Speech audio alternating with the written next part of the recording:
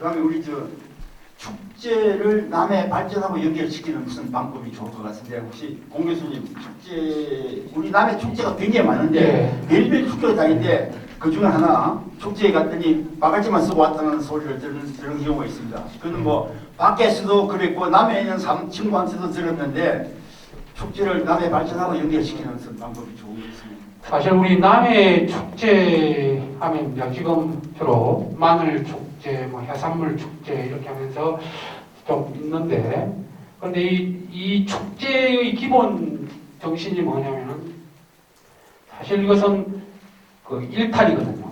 일탈. 한번 그냥 신바람 나게 한번 노는 거. 이것이 이제 바탕 일탈하고, 그래서 거기 이제 풍류가 이제 바탕이 돼야 되는데, 이게 이제 산업하고 이제 연계가 이제 되죠. 그래서 우리 결국 일탈, 신바람 나는 거, 이거하고 이제 소독하고 연계시키는 이 방안 좀 우리가 고민을 해봐야 될 거라는 생각이 듭니다. 그래서 저는 뭐 앞서 이야기했다시피 남해 계절별 대표 축제 발굴이 있어야 되지 않겠는가. 우리 거기 정체성, 남의 정체성, 장소성, 그 다음에 지속 가능성, 3대 요인과 접목되는 것. 그래서 봄 축제로 회치, 하정놀이, 이거 주로 진달래 꽃, 또 개나리 꽃, 벚꽃 이렇게 필 때, 이렇게 해가지고 남의 군 지자체 단위에서 이거 좀 봐야 되지 않겠는가. 결국 우리 남의 그 며느리들, 여성들의 그 생활, 끈질긴 그 생활 정신, 이것이 결국 뭔가 머리에 어원을 보면은 머리에 제대로 꽂고 한복을 입고 이렇게 하루 나와가지고 뭔가 시어머니 속박에서 벗어나가지고 더비더비시면 그만 춤추고 노는 이런 거거든요. 그래서 이 전통을 좀 살려봤으면 하고, 또 여름 축제는 이제 바닷길 축제, 바닷길과 연계시켜가지고 축제가 좀 정말 대표 축제로 하고 먹거리하고 연계가 되겠죠. 그리고 뭐 앞서 말씀드린 가을 축제는 독일 맥주 축제, 이것과 연계시켜가지고 결국 독일 맥주 축제는 우리 정체성하고 관련이 없지만 뭔가 정체성 요소를 발굴해가지고 결국 맥주 이것을 우리 글로벌화하려고 하면은 이제 우리 남의 맥주를 좀 개발하면은 결국 일본이라든지 중국은 물이 좋지 않지 않습니까? 그런데 칭따오라든지 하얀시 이런 맥주가 글로벌 맥주 브랜드가 개발이 됐는데 우리 한국에는 그런 글로벌 맥주 브랜드가 없을까?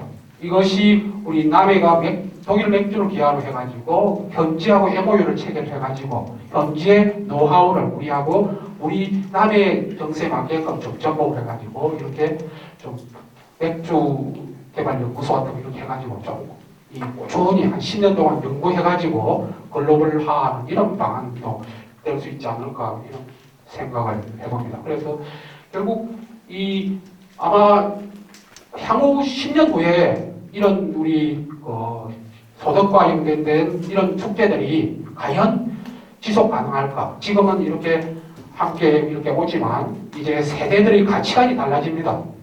세대들의 가치관이 달라지기 때문에 지금 40대 중반 이하 세대들이 지금과 같은 같이 이렇게 마늘 축제하면 오고 해산물 축제하면 올까? 저는 좀 아닐 것이라고 생각합니다. 그래서 결국은 그거에 고유한 정체성, 고유한 가치, 고유한 풍요, 신바람 나는 그 일탈 이런 것들이 와가지고 그거가 흥이 나고 이런 요소들이 갖춰지고 고유한 남의 가치와 함께 어우러질 때 이것이 아주 몇백 년 이렇게 이어진 축제로 개성이 되는데 아마 그렇지 않으면은 지금 소득과 연관된 축제는 잠깐 이렇게 확 불붙었다가 소멸하지 않을까 이런 생각이 듭니다. 그래서 이 때문에 장단적인 관점에서 좀 남의 지자체 차원에서 좀 새롭게 좀 연구해볼 필요가 있지 않겠는가 이런 생각이 듭니다. 우리 김미숙님. 네, 저는 또 다른 의견을 말씀을 드려야 될 것 같은데요. 축제는 선택과 집중이 필요하다고 생각합니다. 남해는 그 관광과 함께 축제가 다른 지역은 우리가 그냥 단순히 즐기기 위한 축제이지만 우리는 소득 창출을 해야 된다고 생각을 합니다. 그래서 남해 저번에 관광 세미나를 제가 들었었는데 그 듣기 전에 2년 전에 제가 중국 대련 대학교에 가서 학술 포럼 발표회 때 그 남해 축제를 가지고 제가 발표를 했었던 게 있었습니다. 아마 박성석 교수님 알고 계실 건데요. 그때 제가 생각했던 내용들이 그 관광 세미나 때 참 저하고 많은 공감대를 형성을 했는데 저는 지역민을 위한 축제는 분명히 하나 있어야 되고요. 그리고 관광객을 위한 축제, 그리고 문화재를 위한 축제 이렇게 세 개로 분류를 해야 된다고 생각을 합니다. 그리고 지역민을 위한 축제는 지금 우리가 마늘 축제는 지역민을 위한 축제로 분명히 저희가 계속 발전시켜야 되고요. 관광객을 위한 축제는 독일마을 맥주 축제를 저희가 앞으로 더 발전시켜 나가야 합니다. 그리고 관광객을 위한 축제를 가지고 우리가 다양한 경제 상품들을 파생시켜야 되고요. 그 다음에 그 이순신 순국 제 같은 경우는 저희가 그거는 무시할 수 없습니다. 그 부분 역시 저희들이 만들어 나가야 할 부분이라고 생각을 합니다. 그래서 그 마늘 축제를 하면서 우리 농산물 특산물 부분에 대한 선호도 조사를 한다라든지 그 우리 특산물 축제를 할 때 그게 소량으로 이렇게 포장을 해서 관광객들이 그리고 소비자들이 어떤 패턴으로 우리 남해 특산물을 좋아하는지를 그 마늘 연구소나 그 농촌 뭐 기술센터나 이런 데에서 좀 조사를 해서 관광객들이 저희들 상품을 많이 사갈 수 있도록 해야 됩니다. 제가 외국을 이렇게 많이 나가 보면 소포장이 되어 있고 유럽 같은 경우도 많은 정도의 금액에서 저희들 물건을 살 수 있는 게 많은데 남해 와서 제가 물건을 사서 이렇게 선물을 하려고 보면 소포장이나 많은 상당의 금액을 가지고 남해 특산물을 살 수가 없습니다. 그런 부분에 대해서 소포장을 한다든지 좀 개발하는 부분에 신경을 써서 축제 플러스 우리 경제 발전할 수 있는 그리고 특산물을 좀 더 고부가가치로 판매할 수 있는 그런 전략을 세워야 될 필요가 있다고 생각을 합니다. 네, 감사합니다. 근데 제가 처음에 광주 어느 지역에 경기도 광주 어느 마을에 축제를 하는데 막걸리를 공짜로 준다 했지 않습니까? 떡하고 막걸리 공짜인 게 그게 사실은 공짜가 아니고요. 그게 사람 꼬시는 방법이거든요. 막걸리를 근데 우리 서산인가 무슨 막걸리가 아주 맛있는 게 있거든요. 무슨 막걸리죠? 설상 막걸리입니까? 설상 막걸리. 그게 기가 막히게 좋더라고요. 그런데 남해에 와서도 미저에 가니까 그 사람 막걸리 찾으니까 안 팔아요. 없어요. 읍에서도 서산 막걸리 파는 집이 없죠. 별로. 있습니까? 어느 지역에 가니까 없다 하더라고요. 그래서 우리 서울에서 서산 막걸리를 시켜서 공수해가지고 와가지고 마셨는데 기가 막히게 맛있거든요. 근데 그런 걸 왜 관광 상품 안 하는지 모르겠습니다. 정말. 그 다음에 우리는 여기 무슨 제주도 가면은 분재본이 있고 기가 막힌 거 있지 않습니까? 거제도 외도에 가면 있고 남해는 그게 안 될까요? 혹시 누가 예. 저는 스토리텔링의 중요성에 대해서 말씀을 좀 드리고 싶어요. 우리가 가지고 있는 관광 자원은 굉장히 많은데 그것을 이렇게 끼워서 법외로 만드는 것들이 우리가 좀 미숙하지 않나 이렇게 생각이 듭니다. 아까 파생 상품 같은 걸 개발하는 것들 중에 여러분들 백세주 복순당에서 나오는 술 백세주 아시죠? 그 백세주는 스토리텔링 굉장히 간단합니다. 이 술을 마셨으면 젊었을 건데 너희가 아버지 말을 안 듣고 이 술을 안 먹어서 나이가 아빠보다 많이 들어서 해초리 맞는 거 처음에 다리 밑에서 아들이 백발이 승승한 아들이 검은 머리가 난 아버지의 해초리를 맞는 그런 것으로 마케팅을 시작을 했었어요. 그래서 그 술이 많이 팔렸는데 우리는 남해의 유배에 오신 김만중 선생의 구몽이라고 하는 자산을 가지고 있습니다.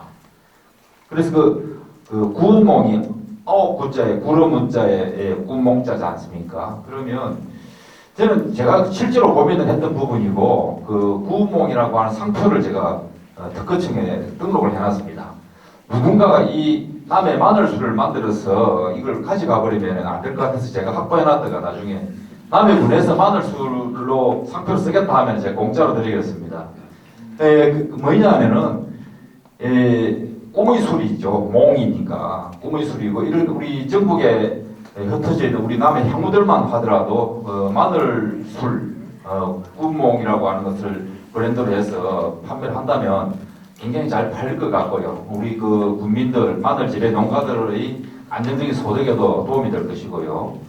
또 그 자매로 해서 뭐 팔선녀 이런 식으로 소리는 무궁무진하니까 그런 식으로 우리가 국순당에서 나오는 백세주는 뭐 한약재 몇 개 넣어가지고 그냥 이랬는데 이 마늘도 색깔이 굉장히 금빛이 나면서 술이 아주 고급스럽게 보입니다. 그래서 그 죽염하고 황토에 숙성을 시켜서 내면은 그 마늘 그 냄새도 많이 이제 잡히고 또 우리 건강에도 아주 좋은 그런 술을 우리가 만들어낼 수 있는데 이런 것들이 하나의 이제 스토리텔링이 되는 거죠.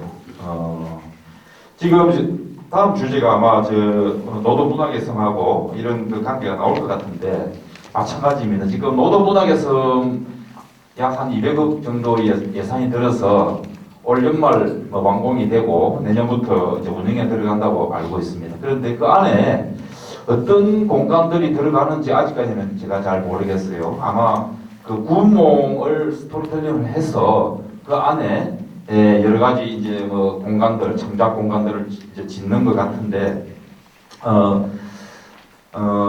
철저하게 그 공간만 가지고서는 그 관광객들을 끌어모을 수가 없고요. 그게 스토리텔링이 돼야 된다는 점을 말씀을 드리고 지금 남해 유배문학관과 노도문학의 섬은 하나의 축을 이룹니다. 우리 남해가 유배지였고 유배문학의 산실이라는 측면에서 지금 남해 유배문학관도 생겼습니다. 그리고 그 연장선상에서 노도문학의 섬이 개발이 되고 있고요. 그러면 이 유배문학관은 지금 지어진 지가 10년이 됐는데 안에 여러분들 보시면 아시겠지만 10년 동안 리뉴얼을 하지 않아서 콘텐츠들이 좀 낡았습니다. 아직 보충이 안 되어 있습니다. 그래서 지금 10년째를 맞는데 대대적인 그 콘텐츠를 확충하는 그 2D 리뉴얼 공사가 빨리 들어가야 된다고 생각을 하고 있고 남해에 유배 온 분들뿐만이 아니라 주사 김정희, 다산 정약용 우리나라에 많이 유배 문인으로서 유명한 분들의 유배 콘텐츠는 전부 다 남해 여기에 다 갖다 모아놓고 전 세계적인 것도 다 유배 문인들은 세계적인 고전들을 많이 남긴 분들이 많으니까 그렇게 해서 유배 문학 세미나를 정기적으로 남해에서 열고 축제도 열고요. 김만중 문학상을 주면서 상만 주고 끝나니까 굉장히 허전하더라고요. 그 만해 문학상을 시상을 하는 그 백담사 같은 데 가보면 만해 문학 축전을 같이 엽니다. 그래서 전국 그 문인들의 축제가 함께 되는데 우리 노도 문학의 섬에서도 여기에서 여기는 오픈 공간으로서의 콘텐츠를 알려서 관광객을 모으고 노도 문학의 섬에서는 창작을 하는 전국의 유명 문인들을 끌어모아서 거기에서 창작할 수 있는 공간으로 만들고 그 작가들이 남해 곳곳을 다니면서 스토리텔링을 해줌으로써 남해가 여러분들 그 유명 인사들이 SNS를 통해서 한 곳을 홍보하면 얼마나 그 효과가 크다는 걸 여러분 잘 아실 겁니다. 그래서 아까도 제가 말씀드렸다시피 이런 남해와 관계 있고 인연이 있는 이런 분들을 다 우리가 데이터베이스에서 그런 분들을 우리가 적극 활용했을 때 그런 자본들을 실로 가지고 끼워서 우리가 활용을 해야 됩니다. 그래야 우리 남해가 몸무슴이 됩니다. 그래서 올해 10년째가 이제 됐습니다. 서포 김만중 문학상도 10년째고 유배문학관을 개관한 지도 올해 10년째입니다. 아직 이곳에 김만중 선생의 친필 유목 하나 없습니다. 빨리 군에서 예산을 확보해가지고 김만중 선생의 서간문이 개인이 소장하고 있는 걸 알고 있습니다. 그분의 친필이라도 하나 우리 유배문학관에 갖다 놔야 복사본만 갖다 놔서는 그 어디에 내놓기가 난 부끄럽습니다. 그래서 이런 부분들을 좀 더 총체적으로 계획을 좀 세워서 한 10년 내다보고 서두를 필요는 없습니다. 천천히 하면서 제대로 좀 해 나갔으면 좋겠습니다. 네, 감사합니다. 스토리텔링이 참 중요한데 우리가 그 그 다랭이 마을을 자꾸 많이 선전하는데 그 다랭이 마을에 우리 배고프고 땅 없는데 그 우리 조상들의 슬픈 역사가 그 속에 있거든요. 그걸 같이 선전을 해야 되는데 그냥 다랭이 마을만 선전하더라고요. 거기다 스토리텔링을 해야 된다고요. 그렇지만 이렇게 우리가 악착스럽게 먹고 살았다. 그 얼마나 지금 이 풍요한 시절에 그 옛날 그걸 스토리텔링을 하면 얼마나 멋있겠습니까? 그 아주 좋은 아이디어였습니다. 홍보, 판촉. 아까도 이야기했습니다만 목포는 항구다. 그것 때문에 목포로 간 사람들 있고 목포로 항구라는 걸 다 안단 말이에요. 남해를 크게 알리는 무슨 누구를 유명 가수를 시켜가든지 하고 이걸 계속 노래를 들게 만들면 어떨까. 남해를 알리는 노래가 몇 개 있긴 있습니다만 그게 전국적으로 안 퍼지더라고요. 그러니까 이거 한번 좀 한두 개 해가지고 남해를 알리는. 나도 검색을 잘해야 된다니. 그건 이제 돈 많이 들여야죠. 그래서 뭐 누구를 하든지 그게 뭐 앞으로 우리가 과제지요. 그건 자연스럽게 뭐 만들어내면 되지 않겠느냐 생각이 듭니다. 무슨 또 좋은 아이디어 있겠으면 출판물이든 그럼요. 제주도 그에 올레길 그것도 책으로 한 2개 나가지고 그 길 팔려가지고 제주도 많이 갔거든요. 저도 그 제주도 올레길 그 책 보고 제주도 올레길을 걸었는데 남해 바닷길도 선전하는 이게 뭐 필요한 것 같아요. 출판물이든 영상이든 뭐 여러 가지 필요할 것 같습니다. 예, 제가 좀 말씀드리겠습니다. 그 남해를 자랑하고 알릴 수 있는 그 홍보 장소 판촉과 관련해서 여기 좀 안내문을 그 자장님께서 말씀하시는데 제주도 뭐 연희지 식물원과 분지양, 똥백수목 같은 이런 그런 좀 장소 판촉을 할 수 있고 뭔가 그 차별화된 뭔가 조언이라든지 이런 거 없을까 이런 말씀을 하셨는데 사실 그 남해의 최고 취약한 것이 이제 문화적 요소 이것이 문화 콘텐츠 이것이 이제 부족하다고 생각합니다. 그래서 남해 장소 판촉을 하는데 우선 남해 지자체도 중요하지만 이제 지자체는 후원을 하고 뒷받침을 하고 남해 숙박업소들이 저는 발돋고 나서야 된다고 생각합니다.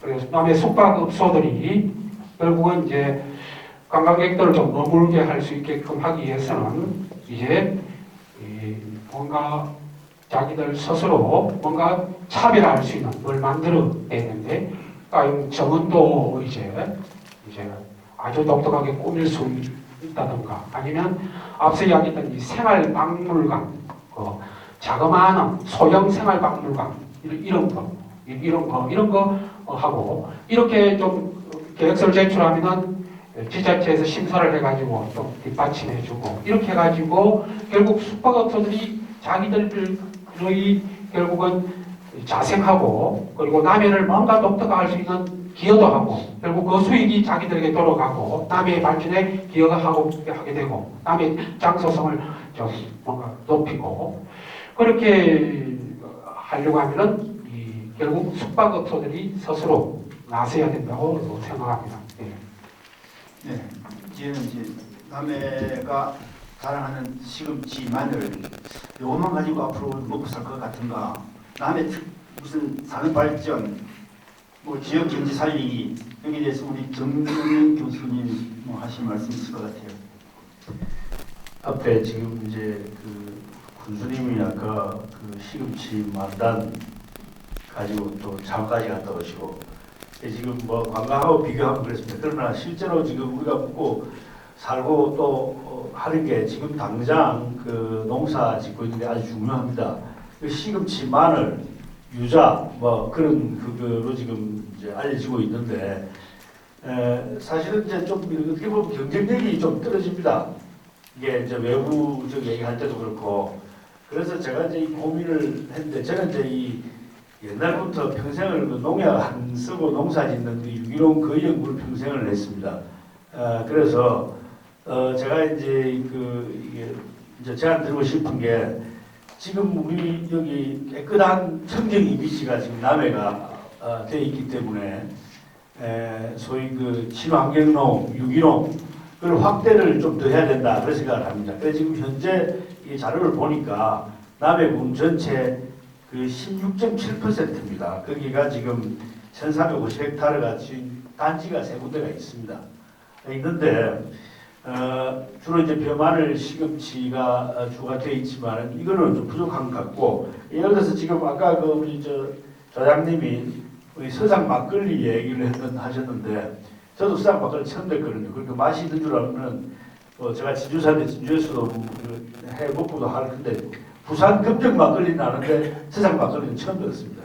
홍보가 많이 안 되니까 이제 예를 들자면은 그것도 앞으로 우리 유기농 쌀로 만들었다 아니면은 뭐 유기농 시금치다 그렇게 이제 좀 확대를 해서 하는 게 좋지 않을까 그런 생각을 했고, 그 다음에 또 한 가지가 제가 이제 이게 시금치 마늘 이거 말고 또 뭐 할 거냐 생각을 이제 고민을 좀 했습니다. 그 전부터 했는데 제가 이제 이쪽 연구를 하다 보니까 그 인삼공사하고 KT죠. 인삼공사하고 콜마 있습니다. 거기는 건강기능식품만 한 회사가 1.6개 팝니다.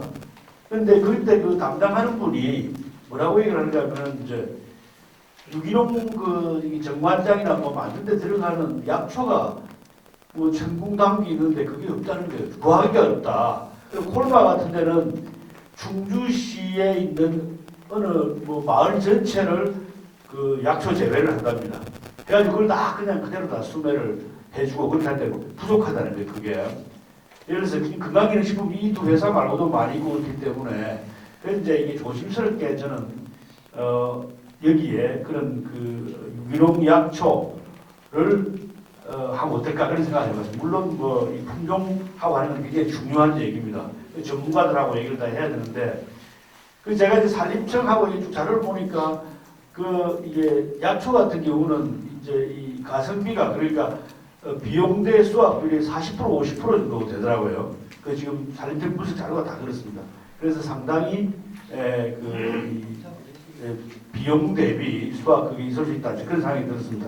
그래서 제가 이제 보니까 여기 지금 이제 마늘 시금치하고 실버 푸드로 개발되면 되지 않을까 이제 그런 하는데 이런 일들은 누가 해야 되는가 하면은 뭐 이거 관에서 해줄 수는 없는 일이거든요. 물론 행정적으로 지원을 해줄 수 있지만은 우리 민간에서 해야 됩니다. 그래서 지금 자료를 한번 보니까 최근에 이게 바로 옆에 있는 하동군에 예를 들자면 그렇습니다. 하동군에 제가 보니까 2019년에 농촌 융복합 산업 경진대 1등한 대표가 37살입니다. 2012년에 기록을 해가지고 지금 이제 6, 7년대 100억 목표를 하고 있는데 이제 이 젊은 친구가 지금 뭐 하냐면은 에코맘의 산골 이유식이라는 걸 해요. 처음에 직원 몇 명으로 시작했다가 지금 직원이 50몇 명이고 100억 목표로 하고 있다는 거예요. 37살에. 이러면 아직 5년 됐는데. 이제 이 친구가 지금 거기 보면 뭐라 해야 돼? 최우상을 받았는데 그 유명한 게 있어요. 하동에. 그 병사리, 토지에 나오는. 거기에 83만 평, 그 나온 쌀 전체를 다 이름을 뚱벅뚱벅 그래가지고 유용쌀 가지고 하겠다는. 그래서 지금 이제 계속 지분도 늘고 있고 그렇답니다. 그래서 참 우리 여기 아까 저기 그 관광 관련해가지고 이 말씀을 하셨던 학생, 대학생 뭐 젊은 사람 해야 된다 했는데 아이디어 내고 이런 것들은 결국 여기에 있는 젊은 분들 그리고 또 아이디어 내는 민간에서 해야 되거든요. 그래서 이제 그런 그거를 유기농 이거를 좀 더 확대를 해야 되고 또 이제 행정에서는 그런 부분을 좀 지원을 해주고 그리고 이제 한 가지 제가 요새 스마트팜이 계속 이제 많이 되고 있는데 스마트팜 보면은 제가 약초 관련해가지고 미국에 있는 그 약초 생산 회사가 있습니다. 그 세난도 그룹이라고 이런 회사가 있는데 그 대표인 분이 20년 전에 직원 몇 명 됐고 조그만 회사로 시작을 했는데 지금은 미국 전역의 허브 생산량의 80%를 그 회사가 차지하고 있답니다. 그래서 그 한 사람의 아이디어가 얼마나 중요한지 그리고 스마트팜은 이제 토양 농토에서 생산하는 게 요즘 보면은 뭐 하우스 해가지고 생산량이 많아질 수 있거든요. 전부 다 이제 IT 기술 이용하고 하니까 그런 기술이 있기 때문에 그런 기술을 뭡니까 이게 같이 접합을 해서 우리가 지금 현재 하고 있는 농업을 한 단계 더 발전시켜 나가서 그 특산물이 이제 그 유기농 뭐다 아니면 해서 그 특산물이 이제 이 관광 오는 분들한테 우리 남의 특산물을 해서 보물섬 뭐 뭘로 하든지 브랜딩화해서 실질적인 그런 산업을 이제 또 올리는 그 수익을 올리는 그런 뭐 기회가 될 수 있지 않을까 그렇게 생각을 합니다. 이상입니다. 남해 특유의 정원을 만들고 선전할 아이디어가 없느냐라는 질문이 있었습니다. 그래서 제가 생각을 했는데 남해의 벼로가 화전입니다. 꽃밭입니다. 그런데 꽃축제를 남해에서는 하다도 성공 못했고요. 하지도 않았고 다른 지역에서 꽃축제를 해서 꽃박람회를 해서 아주 성공적으로 했는데 장평소류지에 조그마한 꽃을 심었더니 관광객이 버스를 대놔놓고 차가 다니지도 못할 정도로 왔었습니다.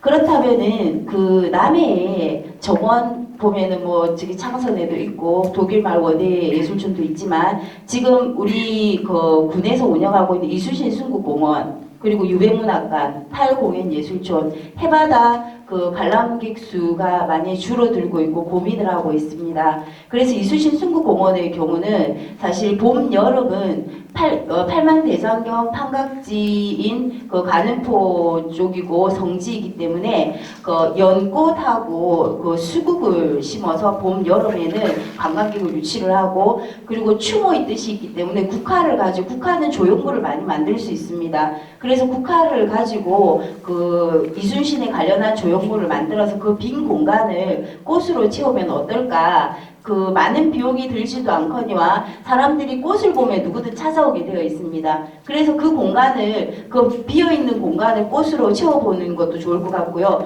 유배문학관의 경우에는 위리안치라고 탱자나무 그 가시를 해서 이렇게 집을 이렇게 쳤었습니다. 그러면 그 탱자나무를 가지고 미로를 만들어서 스스로 유배자처하면서 힐링을 할 수 있는 그런 공간을 만약에 만들어 놓으면 그 또한 아이디어가 좋지 않을까라는 생각을 해보았습니다. 그리고 탈공연예술촌은 김웅호 촌장님이 정말 많은 것을 전국을 전 세계를 다니면서 많은 자료를 가지고 왔는데요. 유럽식 정원을 만들어서 포토존을 만들어서 거기에 찾아오시는 분들이 그냥 쉬어갈 수 있고 보고 갈 수 있고 그런 공간을 군에서 충분히 이거는 많은 자원을 들이지 않고도 군에서 충분히 할 수 있는 부분이라고 생각을 합니다. 그렇게 세 부분을 파트를 놔두어서 하는 것도 좋지 않을까라는 생각을 했고요. 그리고 에비뉴 거리라고 사거리에 그 하영제 군수 때 정말 많은 예산을 들여서 만들어놨는데 지금은 별 그렇게 좋아 보이진 않습니다.